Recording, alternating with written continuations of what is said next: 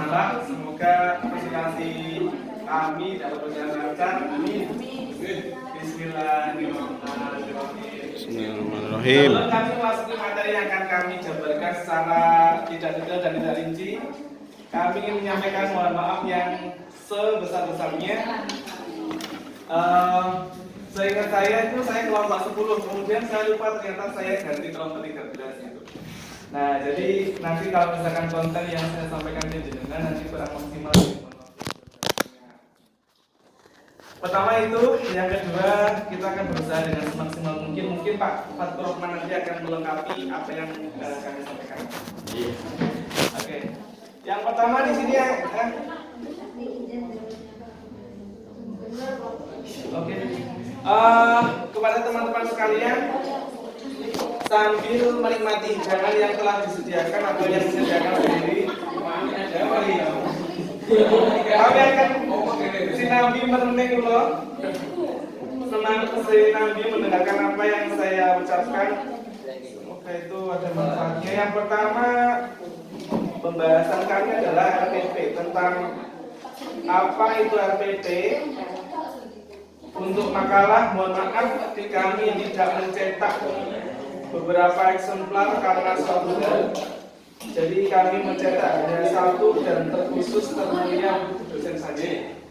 Untuk teman-teman kami share di grup saja. Alhamdulillah, itu mungkin barokah bagi saya. Jadi nanti bisa tanya. Tapi kalau ada pertanyaan jangan susah-susah ya. Baik. Kita sama-sama. Nah,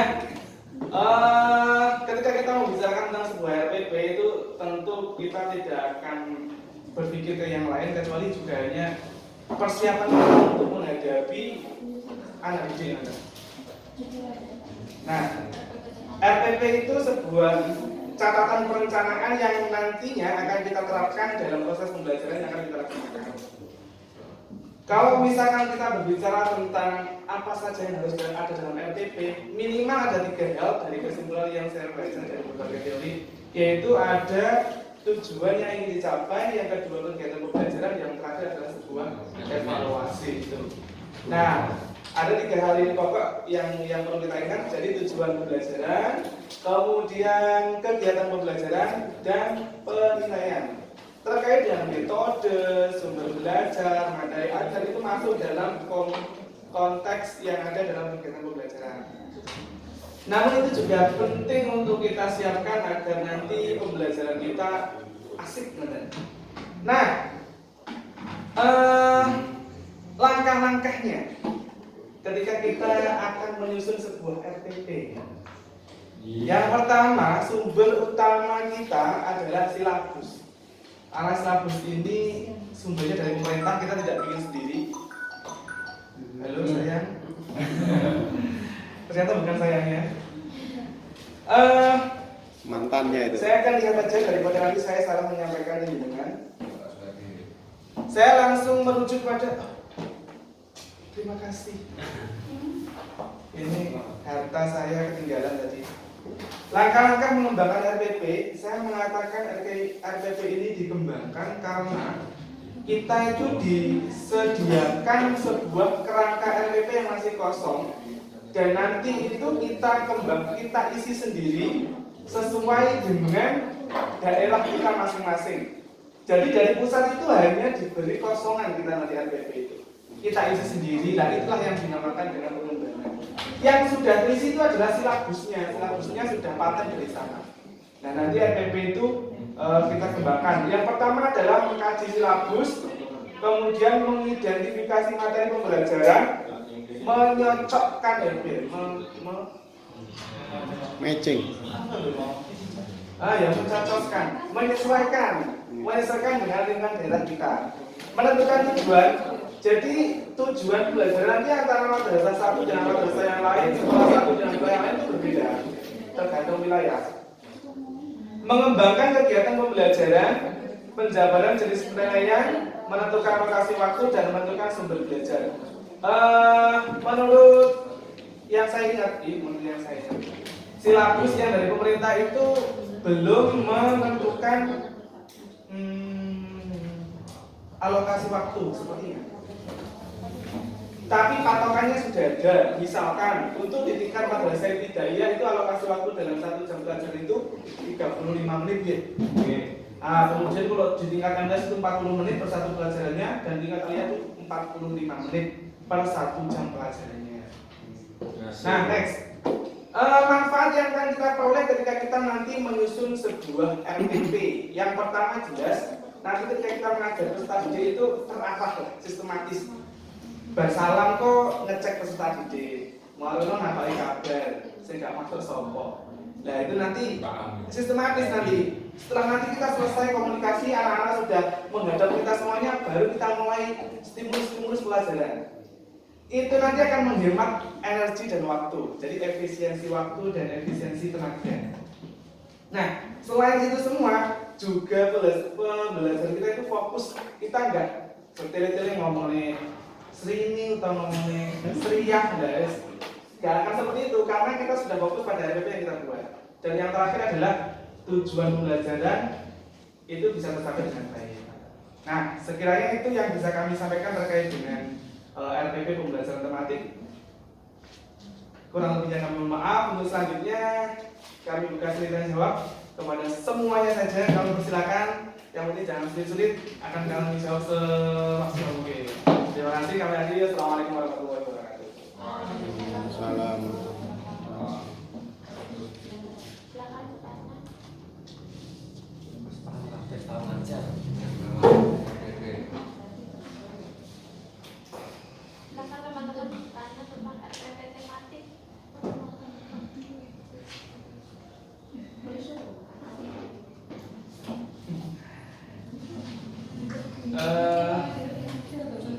Monggo mungkin mohon maaf ya, makanya udah saya set dulu. Teman-teman monggo di-share pengalamannya mengenai kendala mengajar di sekolahnya masing-masing tentang tematik ini loh.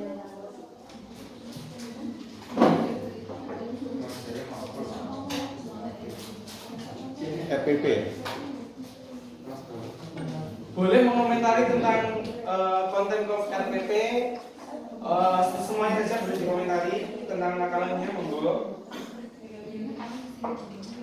Ini RPP yang saya buat itu RPP 1 lembar, jadi simbol sekali.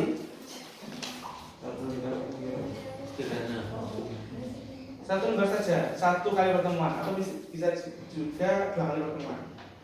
1 lembar ini bisa dipakai 2 kali pertemuan atau 1 kali pertemuan.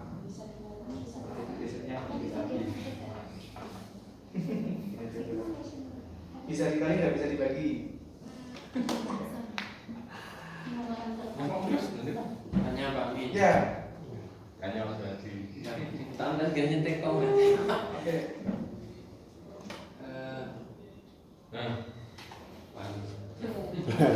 Kok mau tanya kok lupa tuh, Pak? Apakah ketika kita membuat RPP itu malamnya? Oke. SKS sudah Pak. Sistem kebus malam. SKS ada. Atau yang kedua itu ketika membuat RPP itu apakah kita harus kita ketik bagus atau mungkin urek-urekan engkrengan gitu? Oke, terima kasih. Ini pengalaman nyata Pak. Oke, siap. Nyata, ini mana harganya?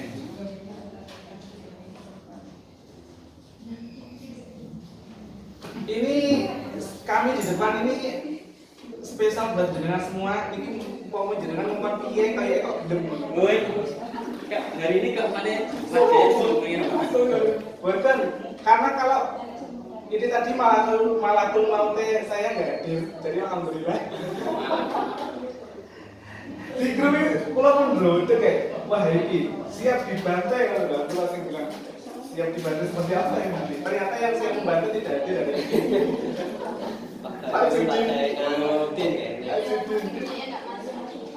Malakul maute nggak hadir. Jadi oke monggo. Aku udah bikin suara-suara nih, senang kan? Enggak, gue ya Kan dinamakan RPP 1 lembar Pak. Ya. Sedangkan dalam 1 buku itu kan banyak materinya. Ya. Maka apakah kita 1 lembar untuk 1 buku atau banyak lembar untuk 1 buku itu? Oke. Pembahasannya. Saya pengen mendengar suaranya Mbak-mbak. Ayo mbak. Mbak-mbak, semuanya Mbak-mbak ini. Saya panggil Mbak-mbak semuanya. Mbak ini Semuanya saya panggil Mbak. Karena di sini tidak ada yang bawa anak, berarti semuanya Mbak.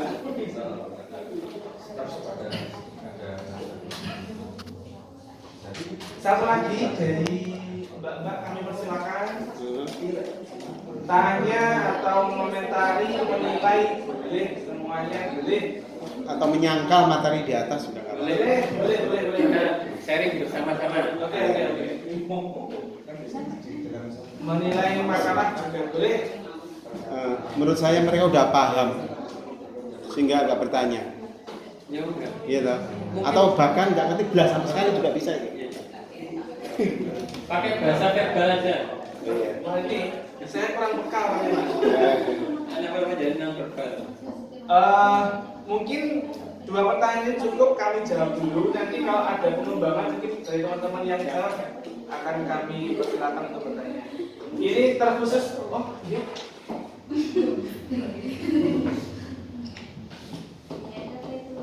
Ada muatan terpadu.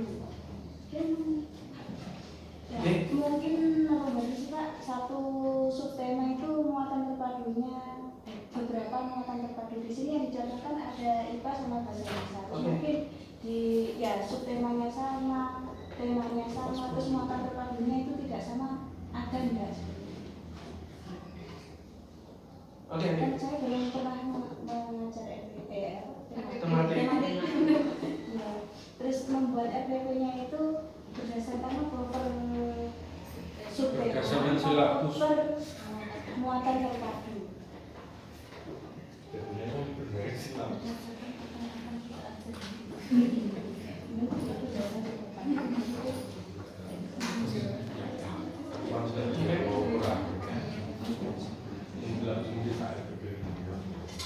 Monggo.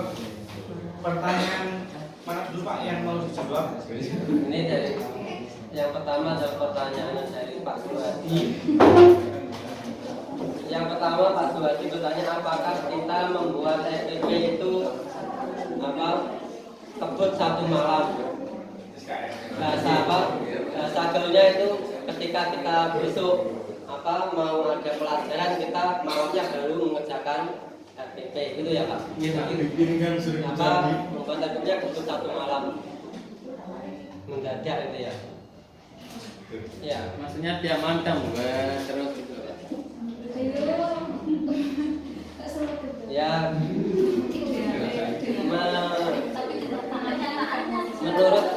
Menurut saya kan ya kalau saya mau klarifikasi kalau biasanya ya kalau kita membuat FPP itu biasanya yang seperti itu ketika besok ada pelajaran itu biasanya baru membuat. Kalau yang baik itu kan jauh-jauh hari itu sudah dipersiapkan. Kalau nggak males biasanya kan males biasanya kalau belum waktunya itu belum mau membuat. Jadi biasanya kalau besok pelajaran ini baru membuka pelajaran besok itu baru membuat FPP.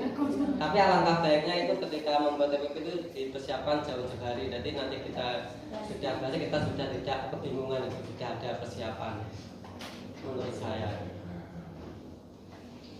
Maksud saya begini Pak, maaf Ya. kita sering Pak ya. Ya.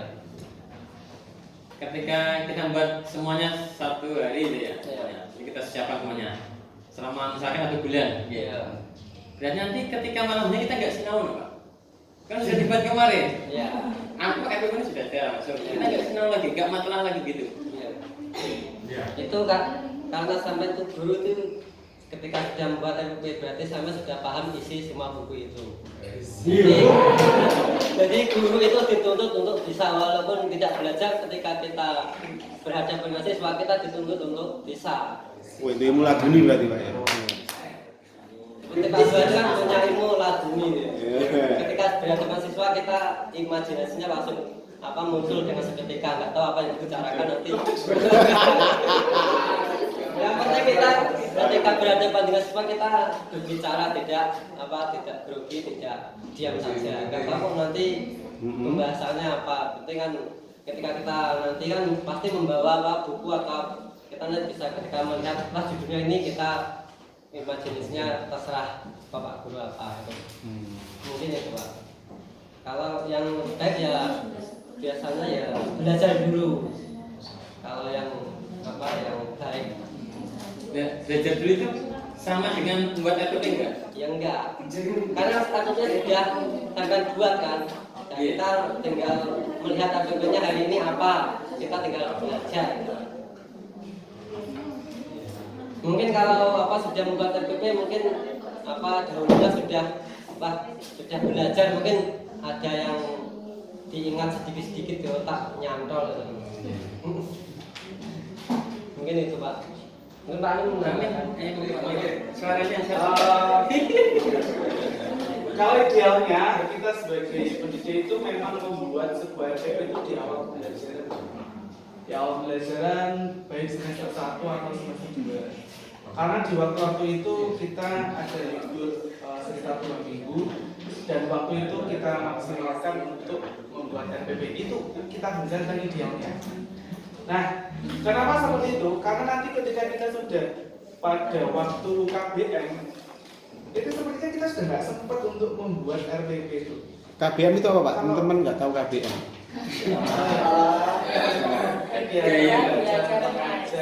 Oh iya, terima kasih. Nah, kalau dipertanyakan itu kalau berbicara tentang ideal ya kalau benar apa yang disampaikan oleh Pak Jadi nanti ketika besoknya kita sudah mau masuk kelas, RPP kita sudah jadi, kita tinggal buka rencana dulu, kita rencananya gimana ya tentang materi pertama ini. Oh, saya menggunakan model pembelajaran atau metode pembelajaran NHT misalkan. Oh, saya menggunakan metode ini, jadi nanti saya nyampainya gini, nanti karena sudah terkonsep dan kita hafal dengan model pembelajaran, metode pembelajaran, itu kan sudah terbentuk nanti. Oh, jadi nanti materi ini seperti ini. Gitu.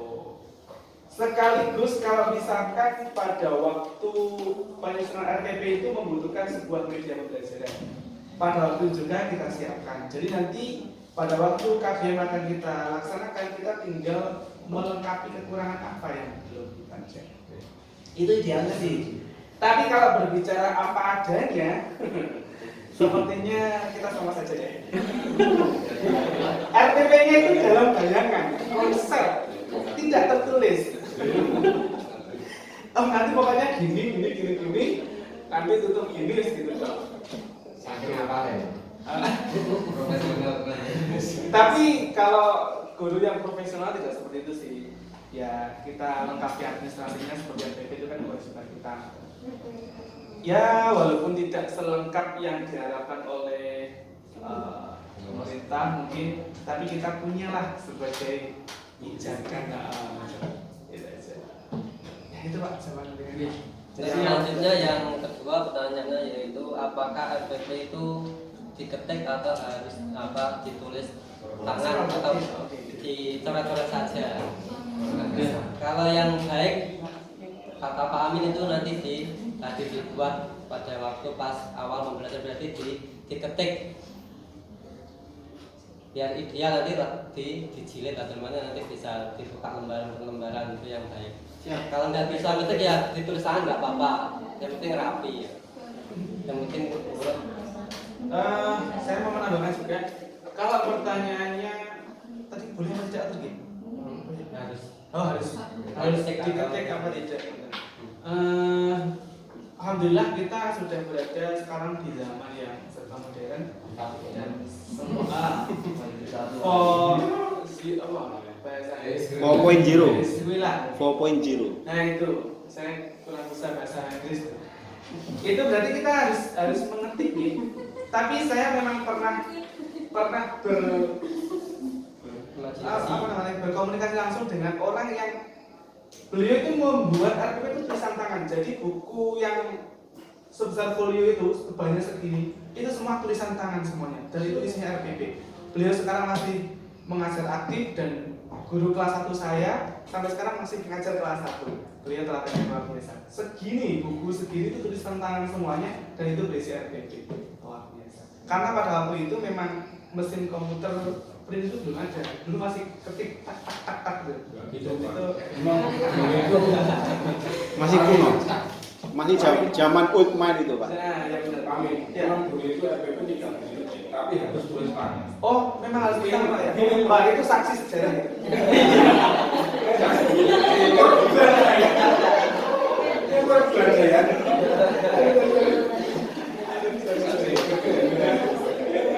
Ya, itu pengumuman saya. Jadi berbicara tentang pengembangan zaman, sekarang sudah tidak boleh lagi ditulis tangan, tapi harus Jadi tidak benar sekarang. Oh iya, tinggal copy master. Sorry. Untuk tes berarti itu jawaban dari Pak Amin. Terima kasih. Pertanyaan yang kedua dari Mas Farhan, yaitu apakah RPP 1 lembar itu untuk satu buku ya, jadi satu pelajaran ya, gitu. Iya. Jadi Ayo. kalau satu RPP 1 lembar itu kalau menurut saya itu untuk satu mata satu bab pelajaran. Jadi dalam satu buku biasanya ada beberapa bab ya. Jadi ketika nanti satu lembar itu untuk satu buku itu nggak muat mungkin ketika dijalankan. Ketika RPP kan setiap pembelajaran itu kan ada berbeda-beda judul. Hari ini pertemuannya ini judulnya membahas apa, nanti pertemuan selanjutnya membahas apa. Jadi kalau menurut saya itu satu lembar itu untuk satu mata pelajaran bab yang kita akan pelajari hari ini. Gitu. Ini paling Iya. Sedangkan dalam satu bab itu kan mempunyai banyak materi ya. Sedangkan bab ini membahas tentang A, B. Apakah satu bab itu cukup dalam satu lembar itu? Sedangkan kadang dalam satu buku itu kan punya 4 bab. Apakah satu buku itu dalam 4 pertemuan sudah selesai? ya, menurut kami idealnya itu mungkin kalau dipelajari semua dalam satu tahun teman itu nggak akan cukup ya satu pelajaran. Tapi kita ambil yang diringkas sebenarnya itu. Dalam satu bab itu diringkas, yang penting-penting saja disampaikan. Nanti yang lainnya itu dikembangkan sendiri, mungkin diberi tugas apa-apa gitu. Itu menurut saya. Kami mungkin Oh ya. Kalau saya begini menambahkan mungkin sedikit dari Pak Rahman. Satu RPP 1 lembar itu tadi saya menyampaikan di awal bisa kita gunakan untuk 2 kali pertemuan atau 1 kali pertemuan. Nah, satu buku diktat kita kan panduannya diktat ya, nggak boleh kita LKS sebenarnya. Terima kasih. Tapi yang sebenarnya saya omongin ini loh, jangan. Sebenarnya itu jadi satu buku diktat ini kita kan 1 tahun nih, 1 tahun. Nah kita separuh di situ ada materi 1 semester. Misalkan dalam 1 semester itu ada 4 bab. Nah kemudian 1 semester ada 4 bab. Dalam 1 semester ini kita ada berapa pertemuan?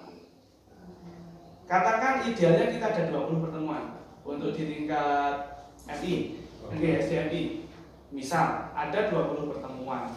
Yang 2 pertemuan UTS sama ujian. Yang 4 sebagai ulangan per babnya. Jadi sudah kelong 6, tinggal 14 pertemuan. Materi yang ada itu kita bagi 14 RPP dengan tetap memperhatikan tujuan pembelajarannya, tidak tekannya pada tujuan pembelajaran, karena hasil akhir yang ingin kita capai dalam pembelajaran adalah ketercapaian dengan tujuan itu. Jadi kita mungkin rada sedikit mengesampingkan tentang konten bukunya, bab-babnya, tapi kita lebih memfokuskan diri pada konten tujuan belajar itu yang ingin kita capai. Jadi misalkan kita nanti habis bab 1 langsung bab 4 itu tidak masalah, tidak apa-apa menurut kami, karena tujuan belajar kita diawalkan sesuai dengan silabus. Terkadang antara buku dan silabus terkadang tidak sama. Nah, kita mengikuti yang mana? Kalau kita mengikuti urutan silabus, buku itu biasanya datangnya dari silabus dulu. Tapi ternyata nyetaknya buku itu tidak sama dengan silabus. Antara nomor 1 dan nomor 2 itu tidak sama urutannya. Jadi seperti itu alurnya. Kira-kira. Terima kasih Mas Farhan. Gimana? Ya. Lanjutkan pertanyaan yang ketiga. Kalau yang saya kurang paham pertanyaan. Oh ya, berarti sudah otomatis nih. Wah, kok mungkin biar. Kalau gitu saya bertanya ini. Oh, KPN Pak.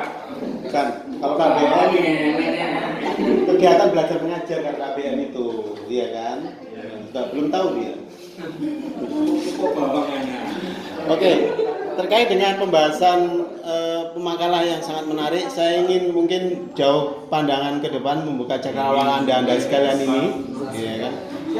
Iya, kita futuristik ini.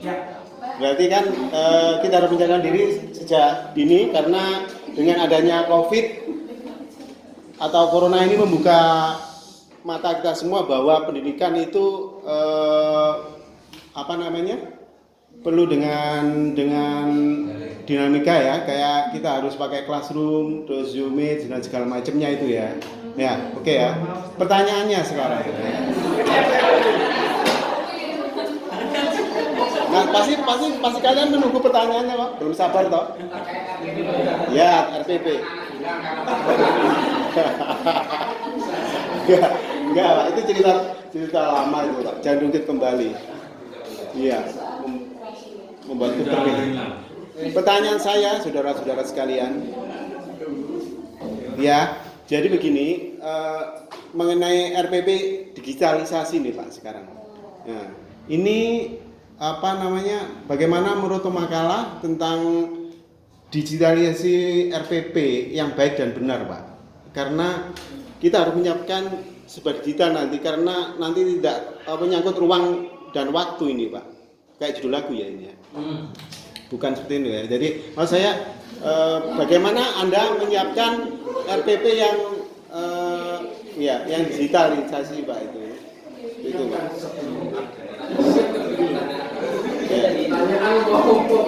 Iya. Silakan jawab ini.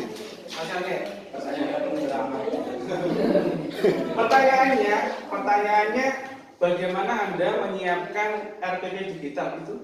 Iya, Pak. Hanya itu mau nggak? Jadi tidak sampai membahas pada nanti manfaatnya ke depan seperti apa? Enggak, betul nggak? Iya, kan. Loh, iya, nanti kan jangan disalah bahwa saya pernah mendengar dan membaca analisa dari Bosman Madikuwowo itu ya. Sontoloyo itu, Bosman Sontoloyo, tahu nggak?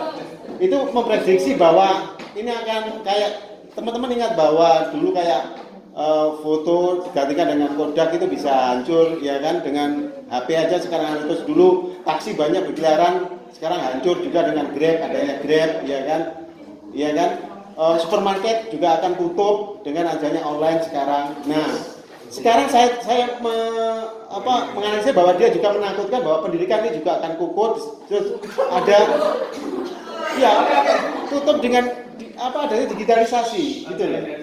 Nah, itu kita harus menyiapkan diri, antisipasinya bagaimana Anda itu, gitu. Oke, siap. Saya akan membantu menjawab, tapi nanti kalau misalkan jawaban saya kurang memasukkan panjenengan Pak Ustadz Kelas, nanti teman-teman yang lain kami sangat kami harapkan untuk menambahkan. Bagaimana digitalisasinya? Sebelum masuk ke situ, kami ingin menyampaikan bahwa sekarang ini dalam 1 tahun ini Pak, mulai 2020 tanggal 16 Maret sampai sekarang tanggal 8 Juni, kita melaksanakan KBM hampir 98% itu daring dan baru masuk tanggal 24 kemarin. Nah, dalam nah, di beberapa madrasah di kami sudah berani luring. Bocoran ya? Tidak apa-apa, punya yang kakak tingkat yang PPL itu juga luring kok. Oh ya. Ya kan di area Redas. Ya, di wilayah kampung sendiri hampir semuanya. Tenggal. Oh iya. Makanya saya pas Sungai Berantas itu ke sana sering, tapi kalau ke sini meskipun Blitar apa Kediri semuanya kebanyakan luring, sudah luring. Itu loh aku. Lanjut. Lanjut. Belum berani. Ikuti pemerintah. Kalau saya terus dulu Pak, kalau misalkan pemerintah mengatakan kita musuh COVID, kita berteman dengan COVID Pak. Kita lawan COVID, kita berteman dengan COVID. Oke, jadi kembali lagi yang tadi. Dalam kondisi pembelajaran yang daring itu kan masuk dalam konteks digitalisasi pendidikan Pak. Jadi kita belajarnya tidak menggunakan tekstual berupa teks dan tatap muka, tapi kita menatap kaca atau HP atau bisa komputer. Dan itu termasuk dalam digitalisasi itu. Nah, yang jadi pertanyaan adalah apakah seorang guru itu juga harus menggunakan RTP? Iya, harus. Bagaimana harus? Karena kalau tidak menggunakan RTP, itu nanti pembelajaran yang akan disampaikan oleh guru itu tidak akan bisa nyeleweng. Jadi tidak bisa fokus, tidak bisa sistematis, dan kalau sudah seperti itu, maka tujuan pembelajaran yang akan dicapai itu tidak akan maksimal. Namun dalam kenyataannya, dalam perjalanannya, ketika kita daring itu kebanyakan seperti ini. Nah, tugasnya ini 10 soal, dikumpulkan nanti jam 10. Wes gitu dok. Nah, hal-hal seperti inilah yang sebenarnya membuat mungkin peserta didik kita itu bisa juga. Karena tidak ada face to face-nya dengan guru. Melihat aja guru itu sebuah anugerah yang tak bisa digantikan misalkan gitu. Nah, kalau misalkan semuanya diganti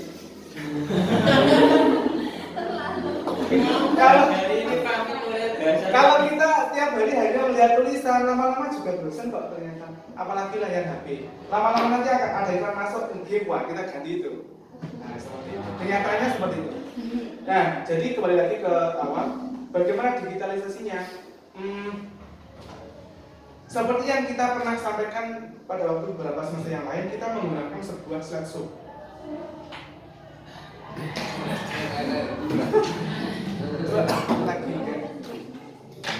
Nah, kita tampilkan sebuah video dalam sebuah YouTube. Kita ambil satu media saja YouTube. Anak-anak kita kasih linknya. Ini pembelajaran kita hari ini. Nah, di samping kita juga komunikasi yang aktif dalam sebuah grup, anak-anak juga diminta untuk melihat YouTube yang kita bagikan. Itu salah satu juga dari Pak. Kita sampaikan tujuan pembelajarannya, kemudian kita sampaikan materinya. Itu mungkin lebih itu. Yang baru tapi belum rilis, ini namanya RDM. Iya betul. RDM, tapi saya juga belum masuk, tapi sudah muncul beberapa orang mengatakan RDM ini menjadi apa namanya?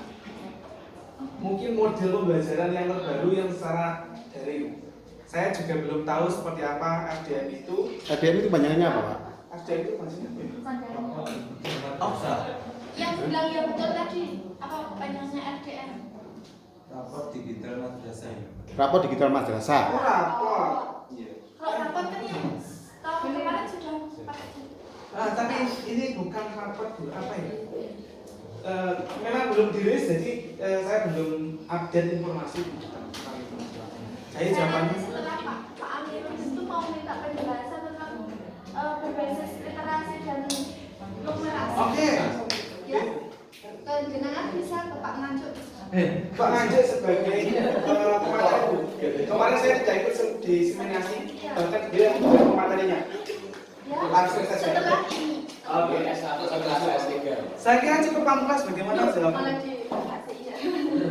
Oke, bagaimana Pak Pamungkas? Ya alhamdulillah jawabnya sangat memuaskan. Terima kasih. Anda ini mengenai saya. Terima kasih. Ya, saya kira itu teman-teman semuanya yang yang sangat kami banggakan. Cukup ya dari saya. Aduh, saya lihat sudah capek semuanya melihat saya di sini. Panas, Pak. Panas ya. Sebuah anugerah bisa melihat jenengan. Nah. Mengajak kuliah saya. Oke, terima kasih dari kami awal sampai akhir. Mohon maaf atas segala kekurangan. Kami akhiri wallahumma fiqh ila komentari. Wassalamualaikum warahmatullahi wabarakatuh. Waalaikumsalam warahmatullahi wabarakatuh. Itu close please.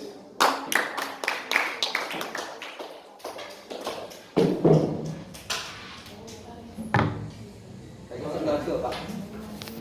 Iya, Pak.